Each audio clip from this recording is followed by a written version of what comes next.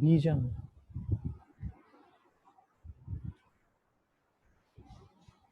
So to prevent destruction, we need spiritual energy. It's like you can create a machine. It is spiritual energy which create, but the machine withers off. When the machine withers off, there is wear and tear. Then to repair, we have to call a mechanic. It's the spiritual energy which can actually repair and set it right again. Then it will again get spoiled after some time. So it is the spiritual energy which resurrects. Otherwise, material energy on its own only disintegrates. That's a feature. We can see that. Resurrection is done by the spiritual energy. So similarly, the existence is only going to disintegrate. And if we want things to resurrect themselves so that we can peacefully thrive, then we need Krishna. That's why Krishna is the seed of everything.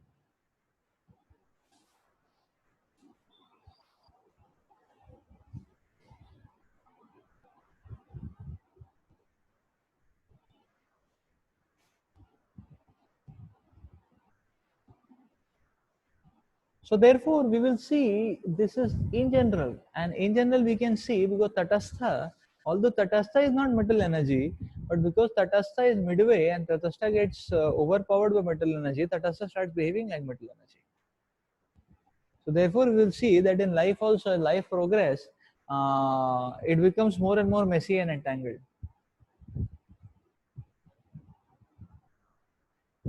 We may see, okay, when a child is born, then when a child is carefree, he can do anything, he can relate with anything. But as a person starts getting older, he becomes very hardened, he becomes very rigid, hardened, rigid.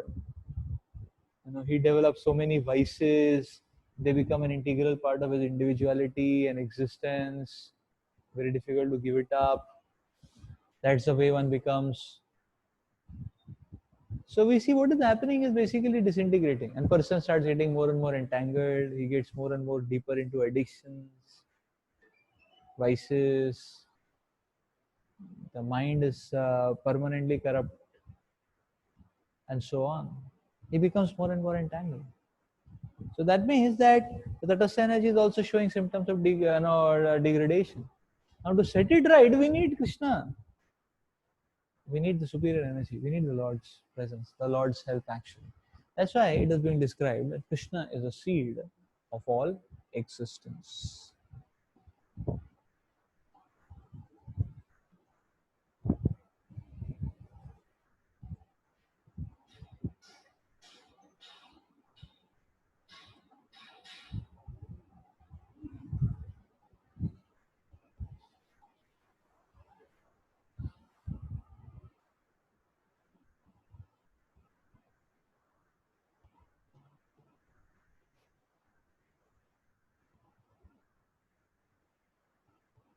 Krishna is the intelligence of the intelligent. That's the next point being described.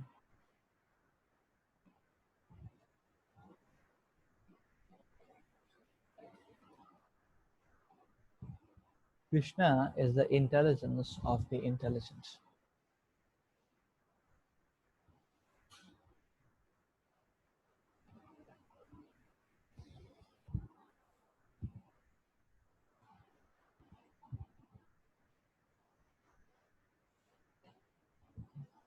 So the function of intelligence is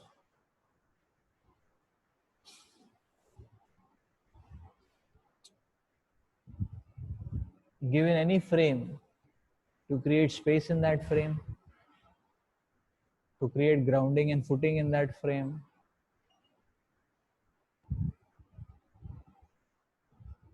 to flavor that frame with a certain kind of matrix of what is good, what is bad, and to create a new dimension in a particular frame. If you see, intelligence practically does that. Given a frame, that's what the intelligence does. To create flavor in a frame, to create space in a frame, to create grounding or footing in the frame, to create a new dimension in a frame. That's intelligence.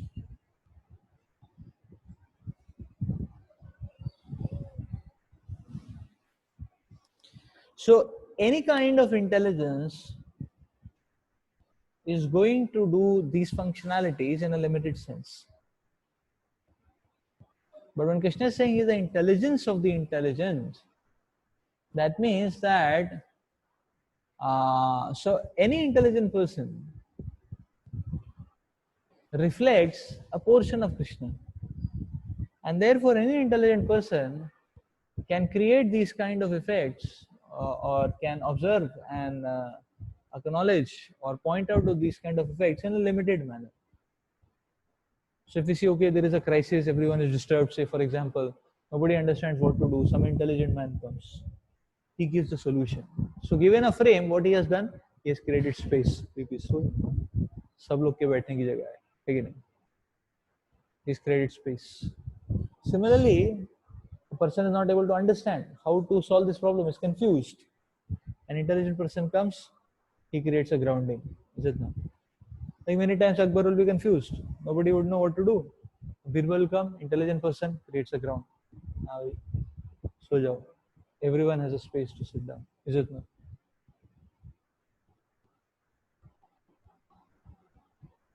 Add a new dimension when many times situation pose a deadlock and everybody is just crushed by that deadlock. Now what to do? Nobody understands what to do. Intelligent person comes, he says, no, there is a way out. This is the way. This is the road you see. It's intelligence, is it not? This is called as intelligence. So now what is being explained is that this is called as intelligence. So now what is being explained is that Krishna,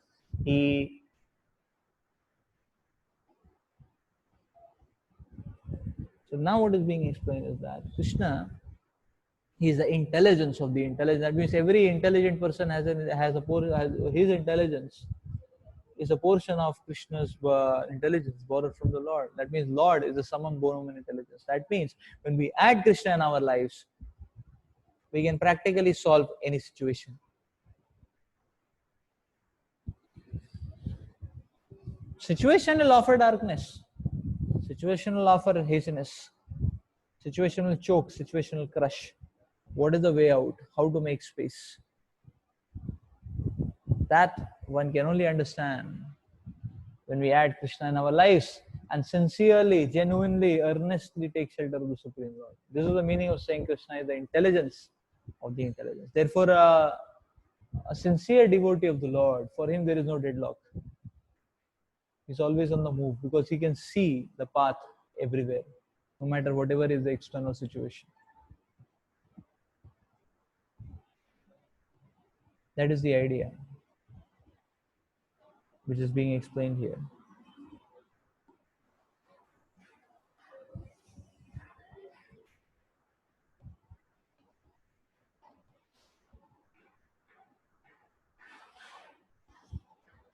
Text 11. So, text 11.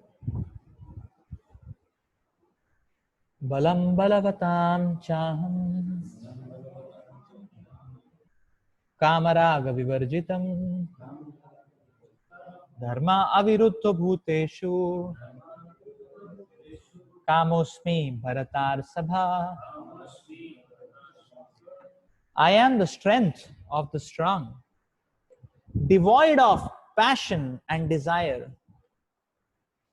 I am sex life, which is not contrary to religious principles. Religious sex life according to religious principles. O Lord of the Bharatas, Arjuna.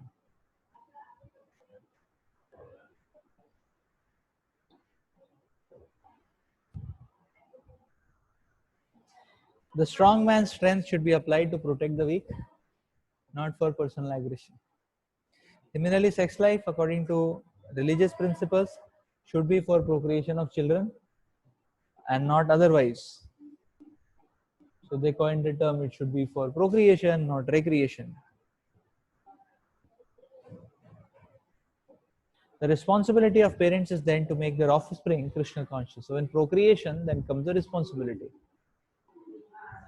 So child is not a titillation, child is a responsibility. Child is not a titillation. Some colorful variational principle. No, child is a responsibility. The responsibility to make the offspring Krishna conscious. So Krishna is telling here, I am the strength of the strong, but that kind of strength which is devoid of passion and desire, and I am sex life, which is not contrary to religious principles.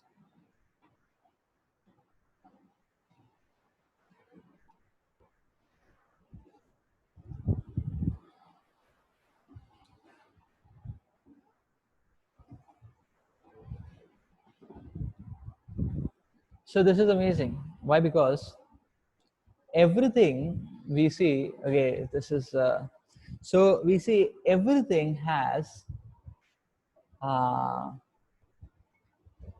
its place value in a contaminated toxic setting, and everything has its place value in a purified nourishing setting. Just like a certain transformation of food will have a toxic effect, a certain transformation of food will have a nourishing effect.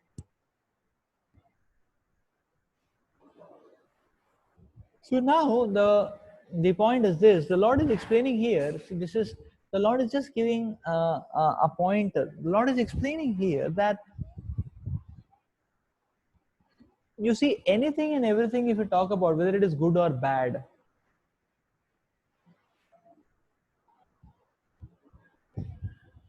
so good or bad depends upon how that particular aspect is oriented, for whom it is based on, what is it driving, to whom it drives an offering to, or the result to. That will decide whether something is good or bad. That means everything, objectively good or bad, whatever, has what is called as a purifying qualifier, a qualifier which purifies it. And Krishna is explaining he is that purifying qualifier.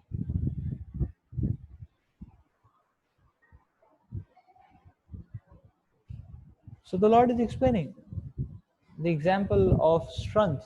Somebody is having, say, for example, a lot of muscles and biceps and triceps, pegs, and very strong, sturdy, robust body. But suppose the person is not sense controlled and he is completely drowned in passion and ignorance, then such a person is very dangerous. A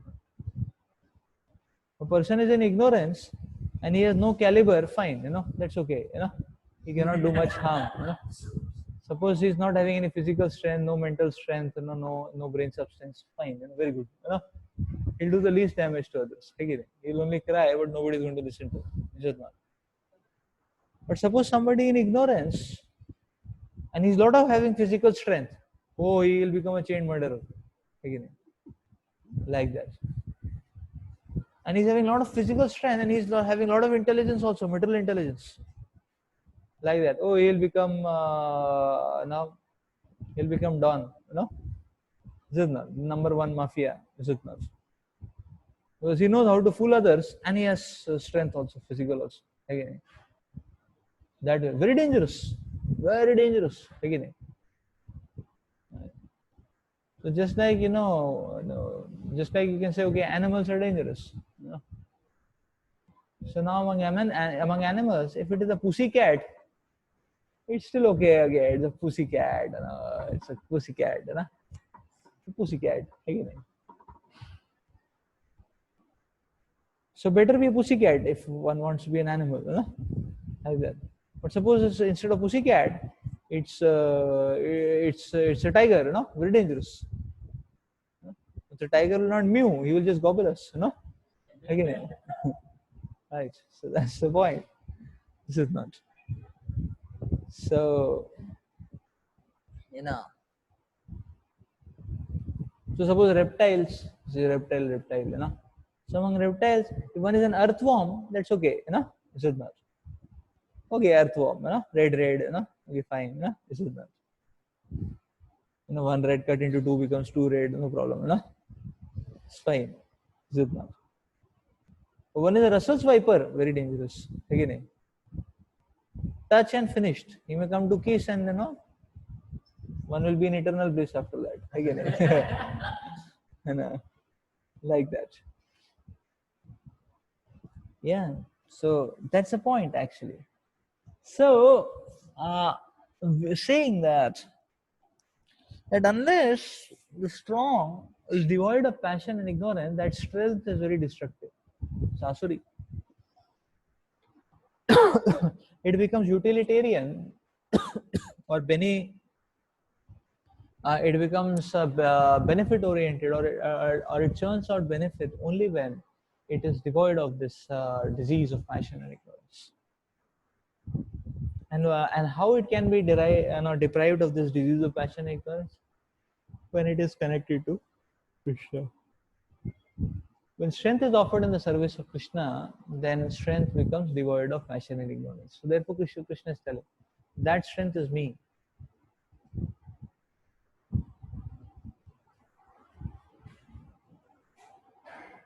Similarly, you are saying kama, raga vivarjita.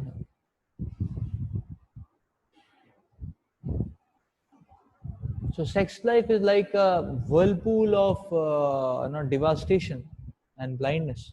It's like a whirlpool comes, a person can never come out of it. He's completely destroyed. And he's not able to see anything because there's a whirlpool all around. In the same way, sex life can devastate a person.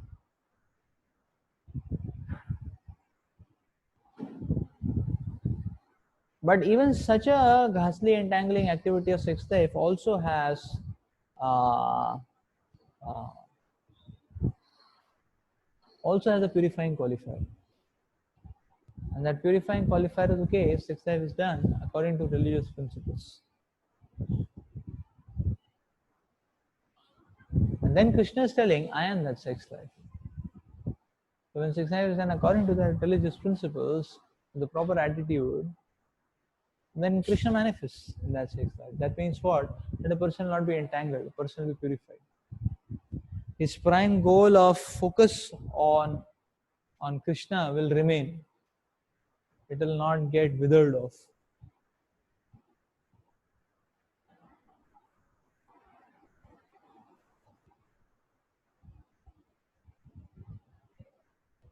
Text 12.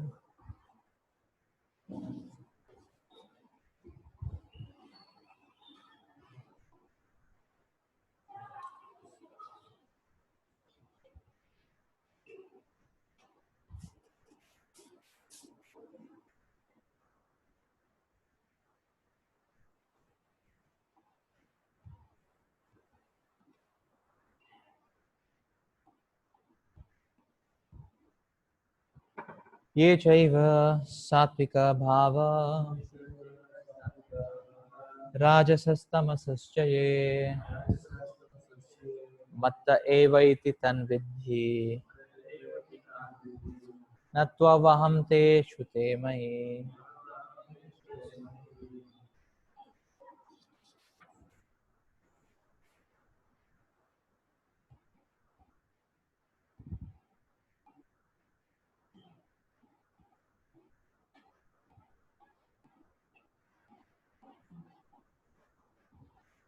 Know that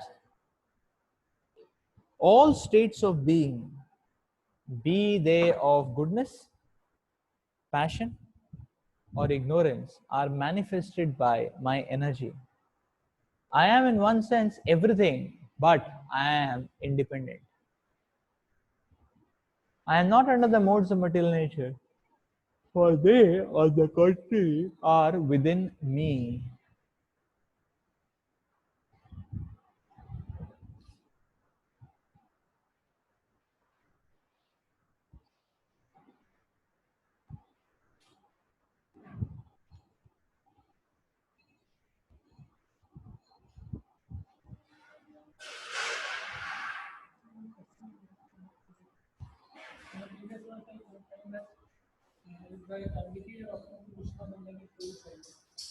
Then what happens when we see the need and then we try to develop those qualities so that we can avoid execution. But in the course of time,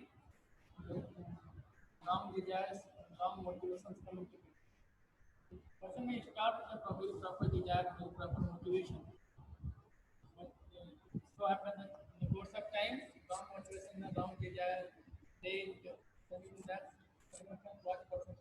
Yes. So we may try to develop qualities to offer some service to Krishna.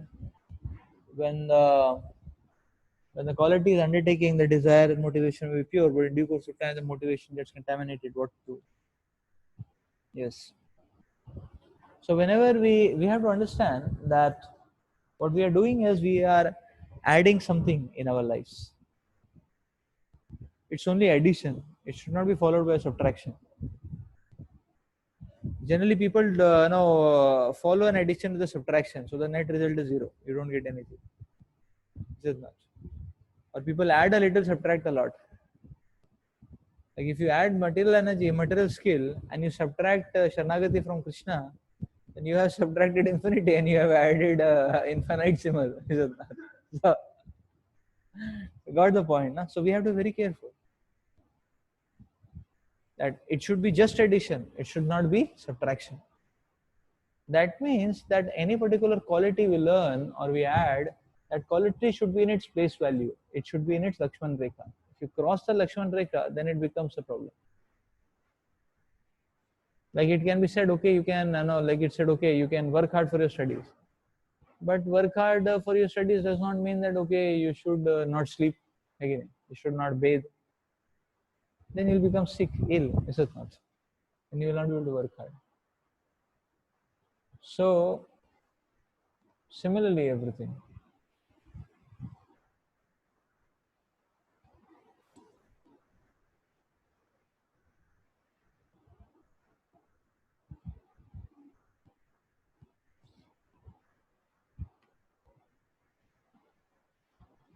So two things. One is that we are doing the other core aspects of Krishna consciousness properly, or what we had undertaken, along with adding a new quality in our lives or new skill in our lives. That is first thing we should be there. Secondly, we should not wait for getting perfection in that particular quality to offer the results to Krishna. It's not that when I learn best cooking, then only I'll offer food to Krishna. As of now, let me just tolerate. No, not tolerate. You will become entangled. Is it not? So that is the idea which has to be understood.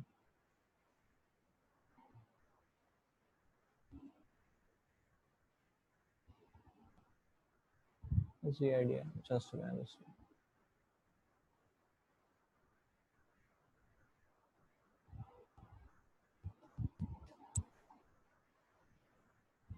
Okay, let's read the purport.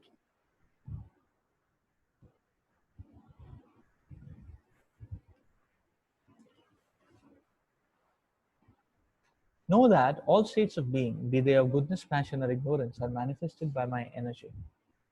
I am in one sense everything, but I am independent. I am not under the modes of material nature, for they, on the contrary, are within me.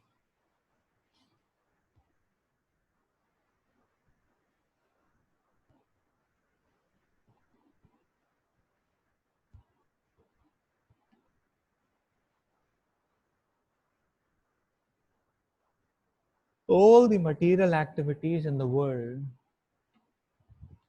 are being conducted under the three modes of material nature.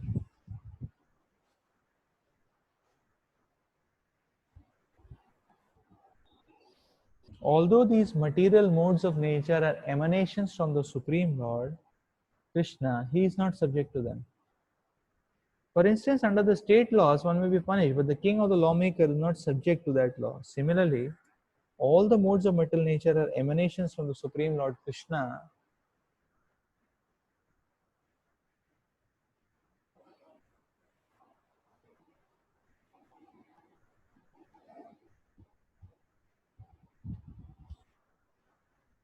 All the modes of material nature, goodness, passion, ignorance, are emanations from the Supreme Lord Krishna, but Krishna is not subject to material nature.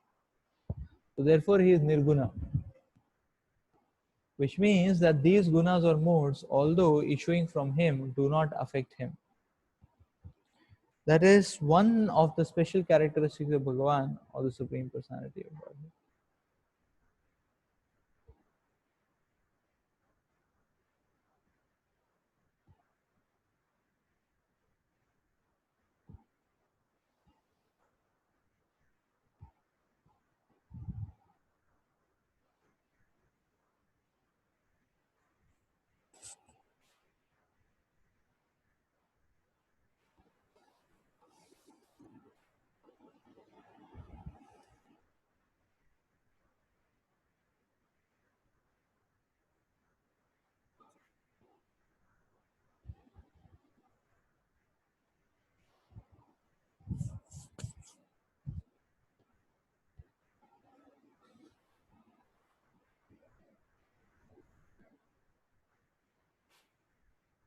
Okay.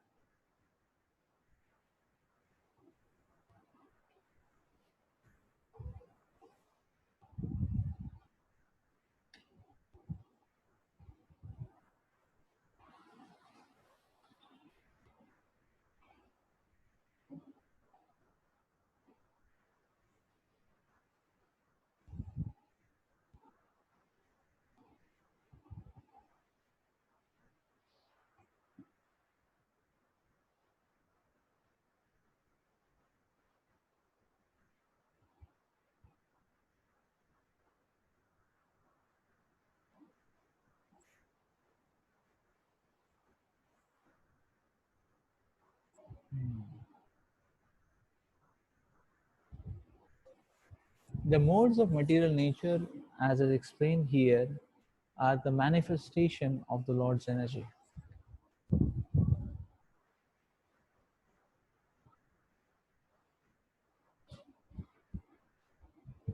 Modes drive the person.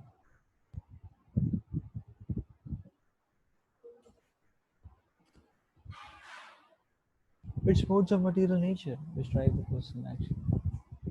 So here we are understanding that the modes of material nature are manifestation of Krishna's energy.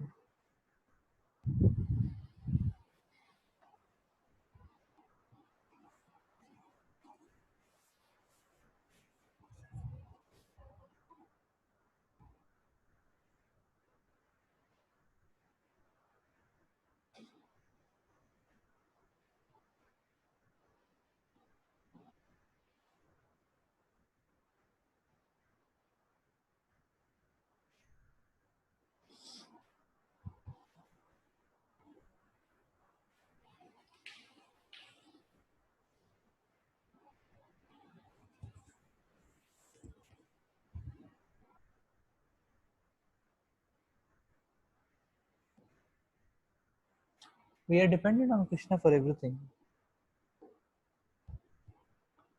Even to drive in this plane of illusion, we are just dependent on Krishna. It is the modes which drive the living entity. Based on one's desires, one inculcates the modes, and the modes drive the living entity. So, more or less, the living entity's freedom is to only make the choice. After that, the modes will take over. They will drive the living entity. The living entity doesn't have to exert himself to drive. He'll be driven. Is it not? So the only exertion has to be which type of modes one should acquire. That is the only exertion, to make a jump from one mode to the other, a lower mode to a higher mode. That is the only excursion.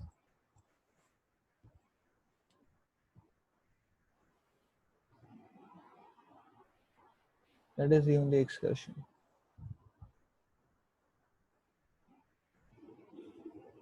I mean, that is the only choice of the living entity.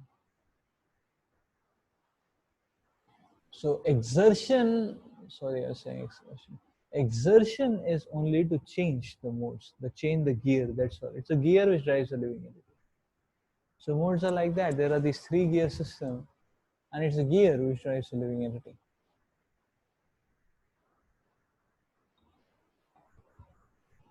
So because the Lord is independent, we'll see in a purified state, the living entity also becomes independent.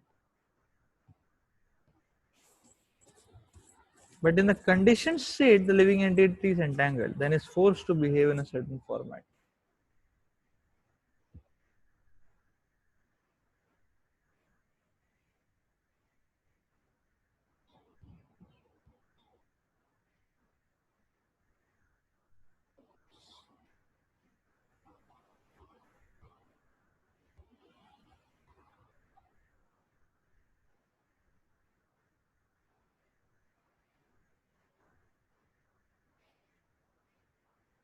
So we have to understand. So many times people feel that, okay, if I take to Krishna consciousness, then how will the necessities of fooding, everything will I have proper, everything will properly be taken care of, all material affairs or not. So the point is that the basic effect of Krishna consciousness, person comes in the mode of goodness. Once one person comes in the mode of goodness will facilitate all the needs. Is it not? Now also who is facilitating? It's a mode of passion or ignorance. Is it not? Person is a mode of passion, then his aggressive mode gets lot of facilities. It's the aggressive mode which drives him. Is it not? To acquire things. It's a mode of passion. Is it not? Then he will get everything in an exploitative, grabbing manner. Is it not? But if the prominent mode is mode of goodness driving, then one will get what he needs, bare minimum. Is it not? And he will get it in a simple manner, but a nourishing and meaningful manner.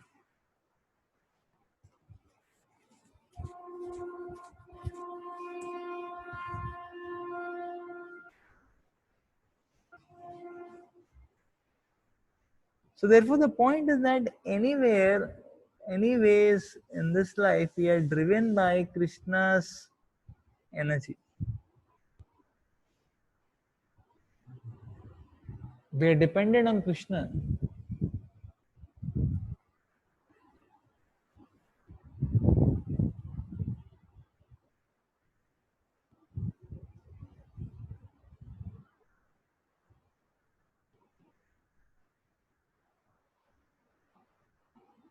So why not unleash that dependence to drive to a meaningful destination? That's the point. Just like if somebody is taking a taxi on hire, and then he's taken a taxi on hire, and then he's going to Calcutta city to go and drink in a particular bar, say for example, like that. So anyways, you've taken a taxi, it's going to drive you. Why not drive towards something meaningful? Is it not? That's the idea. That is the idea here.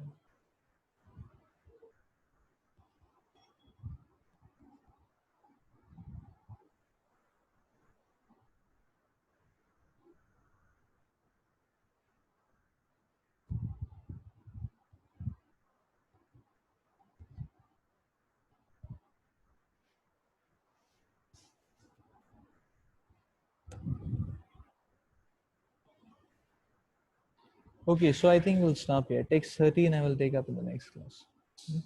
Shri Prabhupada ki jai, Granth Bhagavad Gita ki jai. Yeah.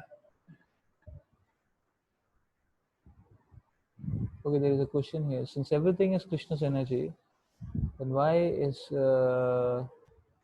why Krishna is putting conditions of being that thing? So we see that everything has a two-layered existence. There is an illusory or captivating variation of principle, and there is a foundational essence.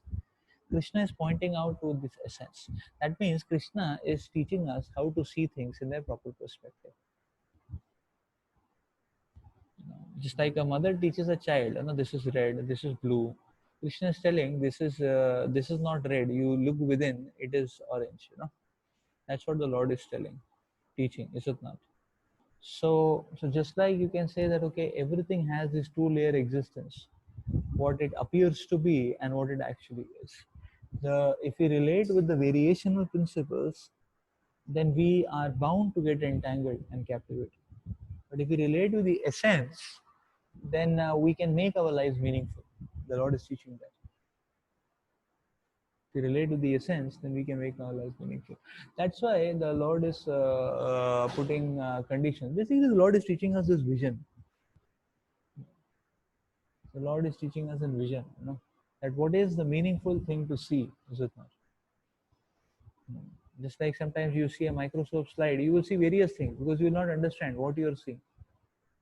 If your lens is not proper, you may be seeing the base of the microscope only, because that is also black, that also has atoms and everything. So you won't understand that this is what.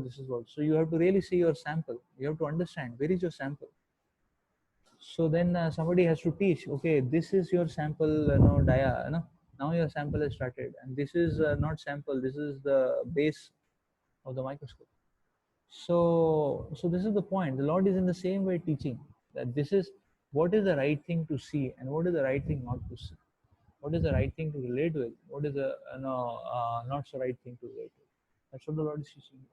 That's the point actually. So we'll stop here. Shri Prabhupada ki jai. Granth Raj Bhagavad Gita ki jai.